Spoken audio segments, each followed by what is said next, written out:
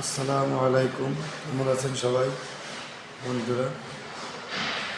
সেটা হচ্ছে, আপনি একটা ফেসবুক চালান, আমি একটা ফেসবুক চালাই, এক একজনের এক একটা আইডি চালাই আমরা।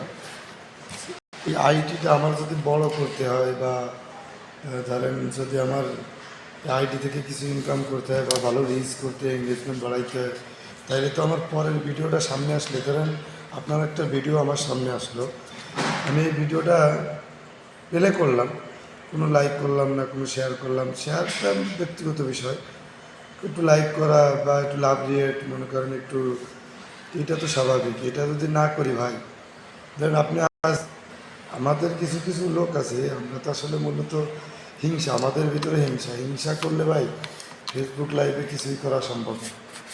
ফেসবুক লাইভ হচ্ছে ভালোবাসার একটা জায়গা। আপনি আমারে ভালোবাসা দেবেন, আমি আপনারে ভালোবাসা দেবো। আপনি আমার একটা ভিডিওতে লাইক করবেন, আমি আপনার দুইটা ভিডিওতে লাইক করব, এটার নাম হচ্ছে ভালোবাসা।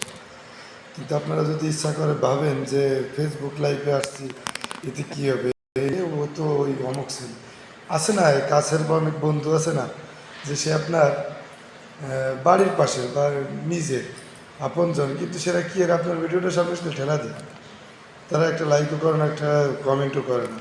এটা বোকামিতে ভাই। আপনার একজন বন্ধু বা আপনার একজন ভাই যদি ফেসবুক লাইভে একটা ভিডিও ছাড়ে, তাইলে এটা যদি আপনি দেখে আর না দেখার বানতে চলে যান, এটা আপনারও লস ভাই। আপনি আজকে তারা দেবেন, সে আপনারা কাল দেবে, এটা ধারও ধর।